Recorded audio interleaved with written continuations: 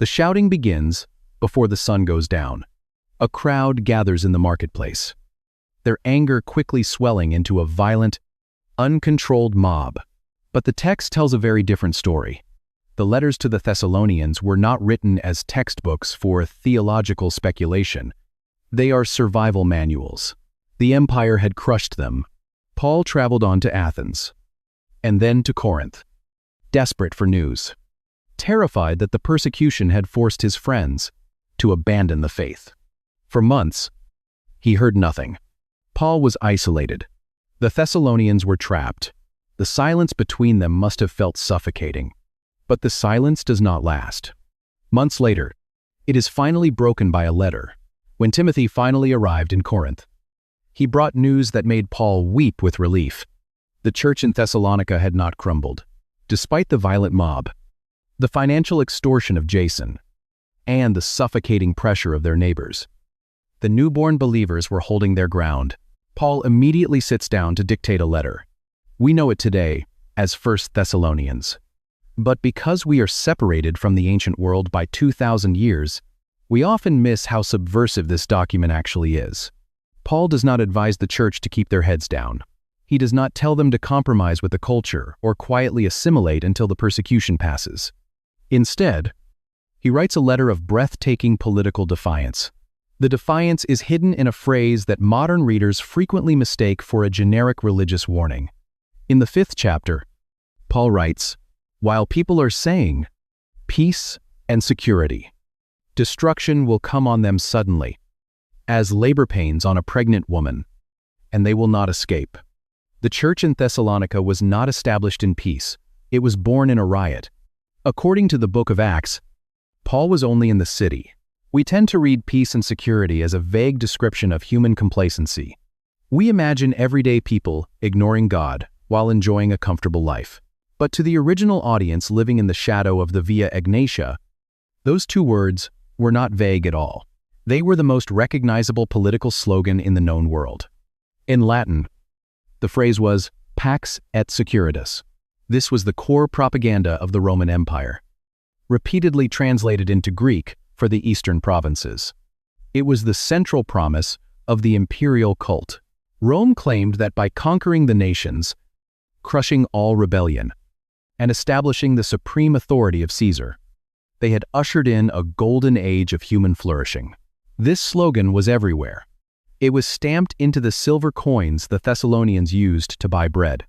It was carved into the monuments towering over the public squares. It was the theme of the civic festivals that the believers had just abandoned. The empire demanded total submission, and, in exchange, it promised Pax et Securitas. This was the very reason the city magistrates had panicked during the riot. They were terrified of losing the financial and physical security that Rome provided. By quoting this exact imperial slogan, Paul is intentionally mocking the central promise of the Roman Empire. He is telling a traumatized, persecuted minority that the massive political machine surrounding them is an illusion. The neighbors who dragged them into the streets believe that Caesar holds the world together. For a few weeks before the violence erupted, the hostility was so intense, and the physical danger so immediate, that the believers had to smuggle Paul and Silas. But Paul reveals that the empire itself is standing on a trapdoor. The system that looks so permanent, so powerful, and so terrifying is actually on the brink of a sudden, inescapable collapse. Its destruction will come as suddenly as labor pains. Every time a Thessalonian believer held a Roman coin, promising peace, they were holding a reminder of an empire that was already passing away. They did not need to fear the magistrates, because the magistrates were pledging allegiance to a doomed kingdom. But this creates a profound tension for the young church. If the Roman Empire cannot provide true security, and if their own city has turned against them, where do they look for safety? They are cut off from the patronage of the wealthy. They are barred from the protection of the state. They have no political leverage. If Rome cannot provide true security, what does Paul offer this terrified community instead? This is why Paul turns his attention to the sky. For the Thessalonian believers, the danger was not just political. It had become intimately personal between the time Paul fled the city and the arrival of his letter. Something devastating happened. Members of their small community had died.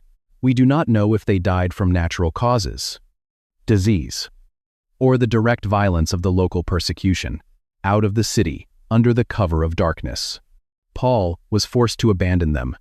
He left behind a newborn community of believers who barely knew the basics, but standing over fresh graves in a hostile city triggered a theological crisis.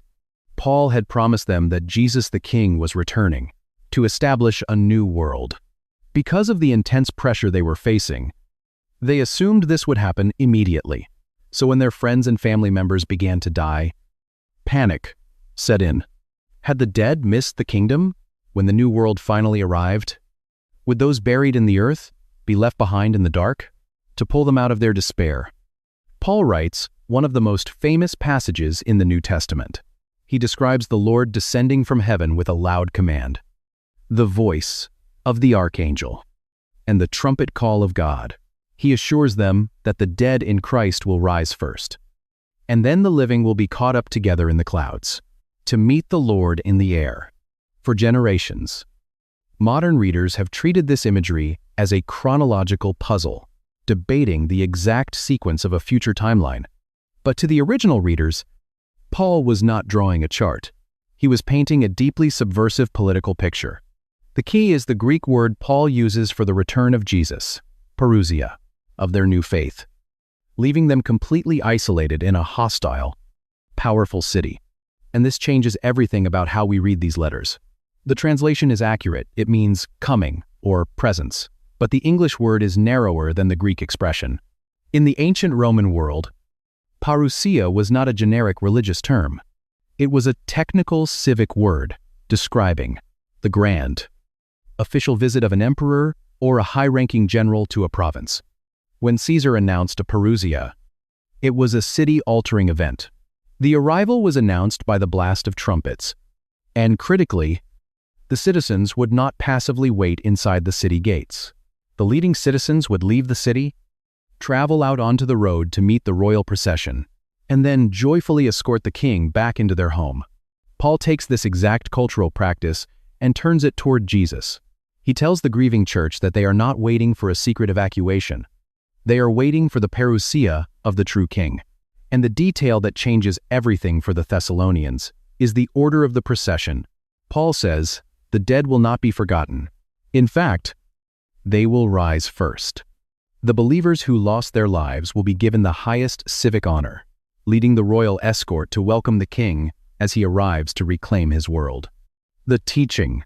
When Paul writes to them just a few months later, he is not a calm theologian answering abstract questions about the afterlife. He is an agonized spiritual father. About Jesus' return was not designed to create prophecy charts. It was designed to keep a traumatized church from despairing over their dead.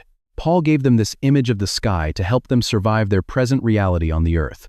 It was a promise that their suffering was not permanent, and their dead were not lost. But this intense focus on the future created an unexpected, dangerous problem in the present. If the true king was arriving at any moment to overthrow the empire, some believers assumed the ordinary world no longer mattered. The daily rhythms of the city seemed suddenly irrelevant. So, some believers took the promise of the coming king as permission to abandon their current lives entirely. The anticipation of the end of the world often ruins the present one. When Paul's letter arrived in Thessalonica, the promise of the parousia brought immense comfort to the grieving. But it also triggered a deeply destructive reaction. If the true king was arriving at any moment to overthrow the empire, why should anyone continue to participate in the daily grind of a doomed society? Why go to the marketplace? Why weave cloth, shape metal, or repair fishing nets? Why invest labor into a city that had already marked them for death? Terrified that the crushing pressure of the city has destroyed the fragile faith of his friends, he is writing to people who have lost their jobs, driven by feverish anticipation. A group within the church simply stopped working. They abandoned their trades and their tools. In his second letter, Paul uses a specific Greek word to describe them, ataktos. which translates to idle, disorderly, or undisciplined. Modern readers often view Paul's command to work as a general piece of moral advice about having a good work ethic, but in the fragile ecosystem of first-century Thessalonica, this idleness was an immediate threat to the church's survival. The problem was tied directly to the Roman system of patronage. In the ancient world, there was no social safety net. If you stopped working, you became completely dependent on a wealthy patron to feed you. But remember what happened during the riot. The believers had already severed their ties to the pagan elite. They had walked away from the civic safety net. By refusing to work, these idle believers became a crushing financial burden on the rest of the small, persecuted congregation. They were draining the limited resources of a community already squeezed by economic extortion. But the danger was not just financial, it was deeply political. People who are not working still have to spend their time somewhere. Paul notes in his second letter that these idle believers had become busybodies, moving from house to house, in a city dominated by the Via Egnatia, a city paranoid about its relationship with Rome. This behavior was a massive red flag, their social standing, and their safety. They are grieving the sudden deaths of some of their members, and they are wondering if they have believed a lie. Imagine how this looked to the magistrates. A group of citizens, who have already been accused of high treason, are now refusing to contribute to the local economy. They are wandering the streets, talking urgently about the imminent arrival of a rival king who is going to destroy the empire. To the Roman authorities, this did not look like a peaceful religious sect awaiting heaven. It looked exactly like a political sleeper cell preparing for an armed insurrection. The idleness was going to get them all killed. This is why Paul's instruction is so sharp. He writes in his first letter, "Make it your ambition to lead a quiet life. You should mind your own business and work with your hands, so that your daily life may win the respect of outsiders and so that you will not be dependent on anybody." Working a normal job and living a quiet life was not just a matter of good manners. It was a radical strategy for community survival and witness under the nose of Rome. Paul was teaching them the rebellion of the ordinary.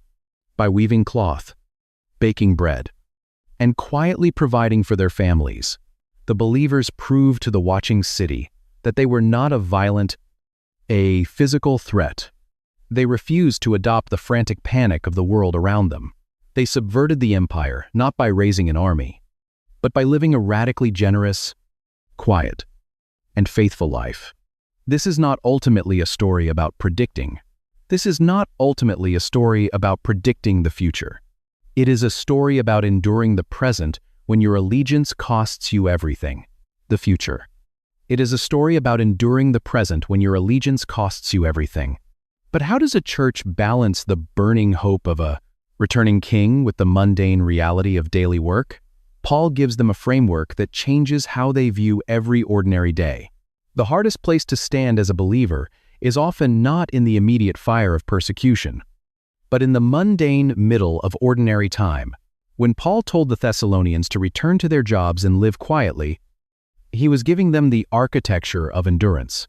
He was pulling them away from the extremes of panic and withdrawal, planting their feet firmly on the ground.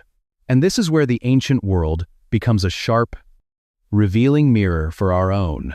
We may not live under the threat of a Roman mob. We do not have to walk past marble statues of Caesar on our way to the marketplace.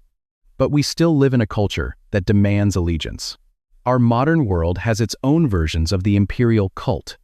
It still promises peace and security through political power, financial wealth, technological control, or social approval.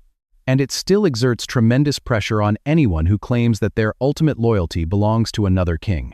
When faced with that cultural pressure, we often fall into the exact same traps as the early church. Some of us are tempted to assimilate. The central question is not simply what Paul teaches about the return of Jesus. The deeper question is why he uses that specific teaching to keep a traumatized.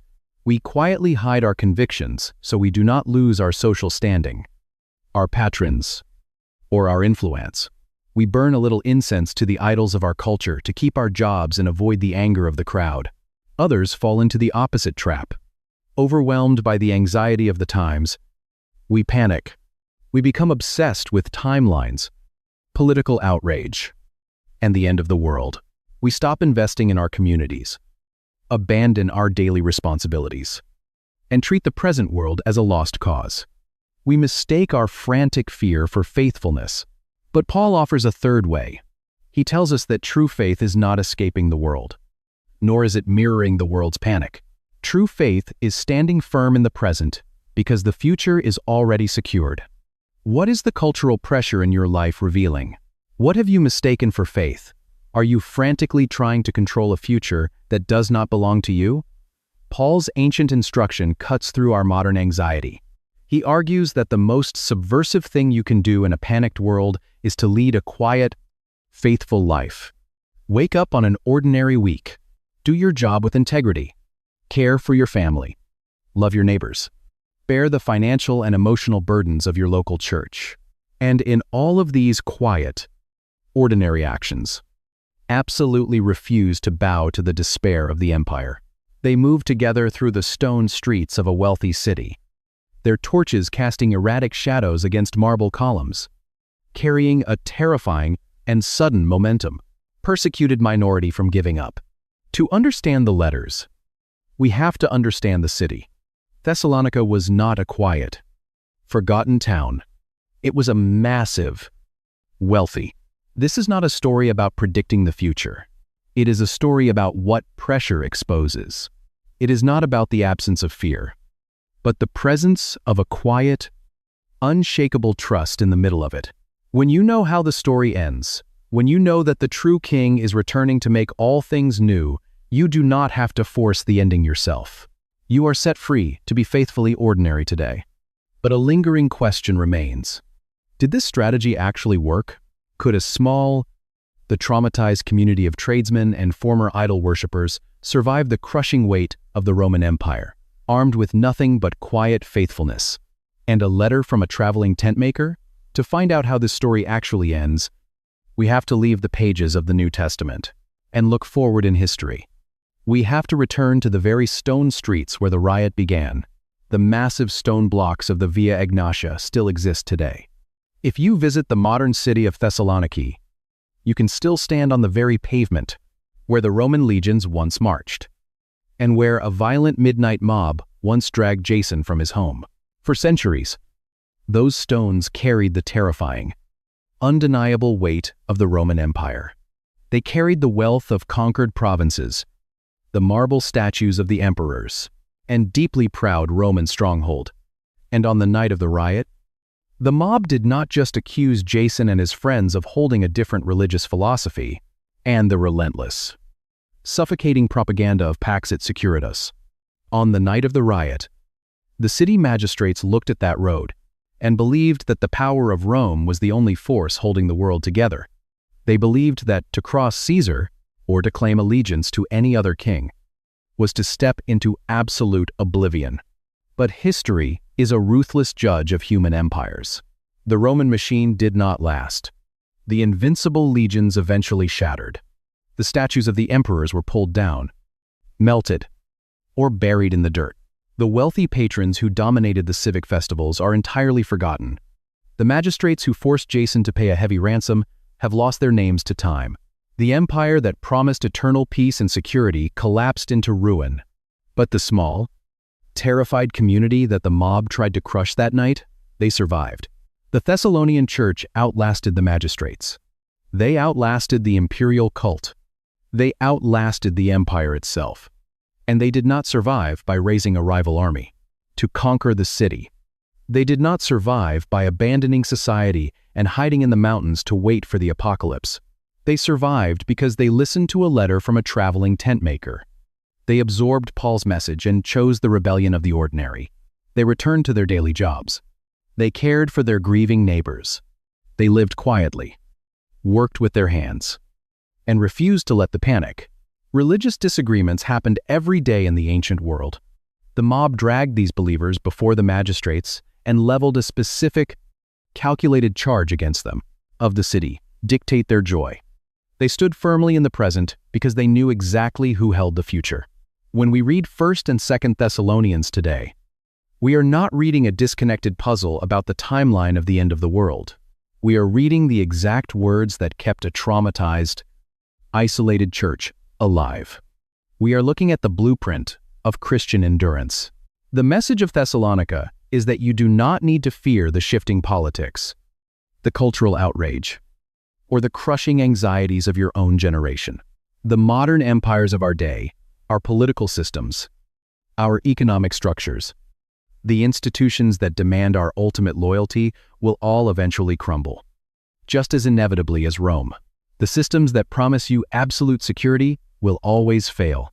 This is not a story about predicting the exact hour the world ends. It is a story about who you trust while you wait for the new one to begin.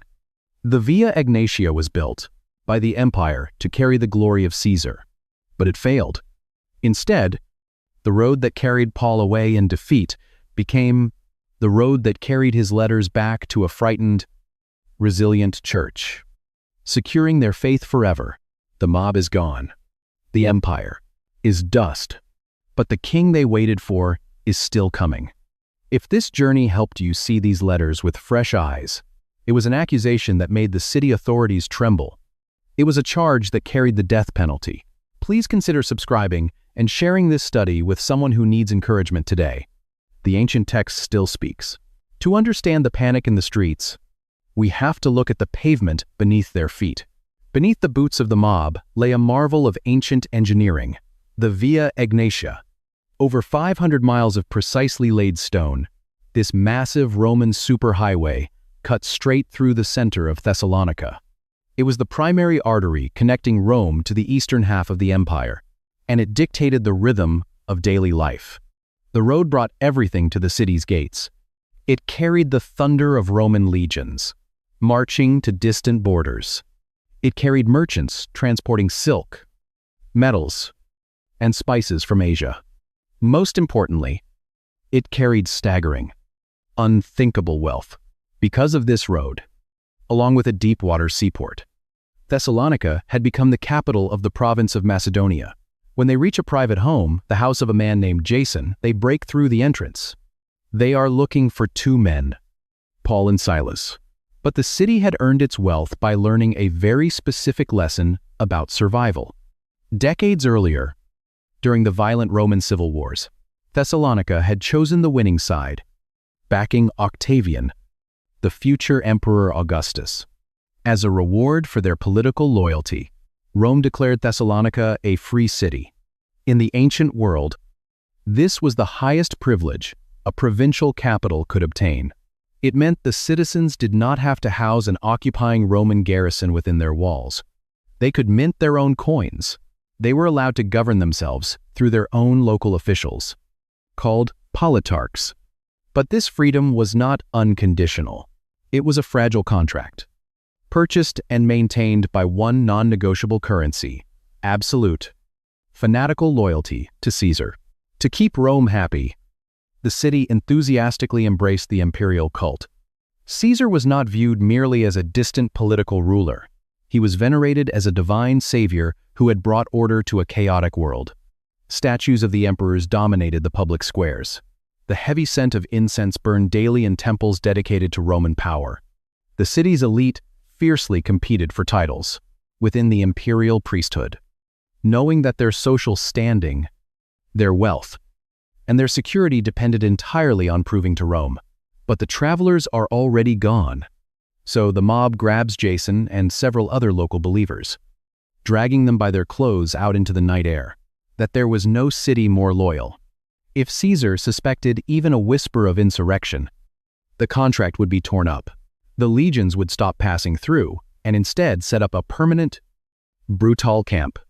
The local magistrates would be stripped of their power, and the city's economic lifeblood would be severed. This is the powder keg Paul walked into.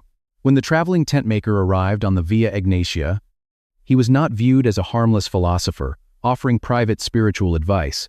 To the modern reader, introducing a new religious idea seems perfectly safe. But in the first century Roman Empire, religion and politics were indistinguishable. You could not claim ultimate allegiance to a new god without simultaneously making a political statement about the emperor. If a movement caused a disturbance, Rome did not ask questions about theology. Rome only cared about order. When the mob dragged Jason and the other believers before the politarchs, the magistrates were not concerned with spiritual truth. They were terrified of losing their city's freedom. They knew that if word of a riot reached the imperial authorities, the wrath of Rome would descend upon them all. But how did a small group of traveling teachers enforcing them before the city magistrates? Most people do not remember the violence of this night. When modern readers open the letters of 1st and 2nd Thessalonians to manage to threaten this massive imperial machine in only a few weeks, the disruption did not begin in the open marketplace or beneath the shadow of the emperor's statues. It began in a much quieter, older room. The room was heavy with the familiar rhythms of the Sabbath. When Paul arrived in Thessalonica, he followed his usual strategy, bypassing the busy public squares to seek out the local Jewish synagogue. Here, surrounded by the unrolling of parchment and the low murmur of Hebrew prayers, Paul stood and reasoned from the scriptures. He spent 3 consecutive Sabbaths arguing that the promised Messiah had to suffer, endure, and rise again. The response was immediate, but it did not split the room evenly.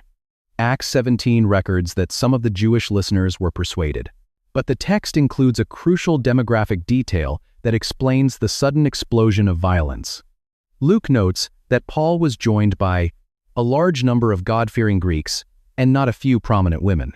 We often read those words and imagine a polite religious conversion. We miss the social earthquake beneath the text. Who were these Greeks? In the ancient world, God-fearers were Gentiles who were attracted to the high moral standards and ancient monotheism of Judaism, but who had not formally converted. More importantly, these prominent women. They usually come looking for something else entirely. For generations, these 2 short books have been treated primarily as a roadmap for the end of the world, and influential Greeks were deeply embedded in the social and financial architecture of the city. Roman society operated on a rigid system known as patronage. It was an intricate web of favors, wealth, and mutual obligation. Wealthy patrons provided financial support for civic buildings, public games, and local guilds. In return, clients offered public honor, political loyalty, and participation in the religious festivals that kept the city in Rome's good graces. To be a prominent citizen in Thessalonica meant you were intimately connected to the city's idol worship and the imperial cult. You could not separate your wealth from the temples. When these influential Greeks shifted their allegiance to Jesus, they did not simply change what they believed in the privacy of their own minds. They walked away from the social machinery of the city. They stopped participating in the civic rituals. They stopped funding the pagan festivals. They refused to burn incense to the emperor, the local leaders, both within the wider Greek community and the synagogue, suddenly saw their social and financial networks fracturing. The patrons who held the city's civic life together were abandoning their duties to follow a crucified Jewish rabbi. The gospel did not just challenge local theology. It severed the social and financial networks of the city's elite. Readers comb through the chapters, looking for clues about the rapture, the Antichrist, the timeline of the final judgment, and the return of Jesus. This is what provoked the riot. The text says that the local leaders became jealous, gathered rough men from the marketplace, and formed a mob. The anger that fueled the midnight raid on Jason's house was born out of lost influence and disrupted wealth. But as the mob dragged Jason and the other believers through the stone streets, they recognized a problem. Roman magistrates did not care about Jewish theological debates. If the mob complained that Paul was misinterpreting the Hebrew prophets or disrupting local patronage networks, the politarchs would have likely thrown the case out, irritated by the waste of time. To ensure that this new movement was crushed permanently, the mob had to make Rome care. They had to weaponize the empire's greatest fear. Religious disagreement was common, but the mob did not use a religious accusation against Paul. They used something far more dangerous. When the mob reached the magistrates, they knew exactly which words would force an execution. The torches cast frantic light against the faces of the city magistrates. The politarchs had been roused from their beds. forced to deal with the chaos spilling through the marketplace. They demanded to know the charge against Jason, and the men dragged before them. The mob did not complain about Jewish purity laws or Sabbath keeping. They delivered a perfectly crafted political death sentence. We tend to view Thessalonica as just another dot on a biblical map, a brief stop on a successful missionary journey. We imagine Paul preaching a few sermons. We find the exact wording in Acts 17. The crowd shouted. These men who have caused trouble all over the world have now come here, and Jason has welcomed them into his house. They are all defying Caesar's decrees, saying that there is another king, one called Jesus. To modern ears, calling Jesus a king is a familiar, safe piece of religious poetry. We sing it in hymns. We print it on banners. But in first-century Thessalonica, claiming another king was not poetry. It was a declaration of war. The Greek word used for king was basileus. In the eastern provinces of the Roman Empire, this was the exact title used for Caesar. When the Christians declared that Jesus was the basileus, they were not saying that Jesus ruled over their private, spiritual lives, while Caesar ruled the physical world. To the Roman ear, the gospel sounded exactly like an organized political insurrection. The Christians were announcing that a new sovereign had taken the throne, rendering Caesar's authority temporary and ultimately irrelevant. The accusation was maestas high treason. By claiming the believers were defying Caesar's decrees, the mob expertly weaponized the city's greatest fear.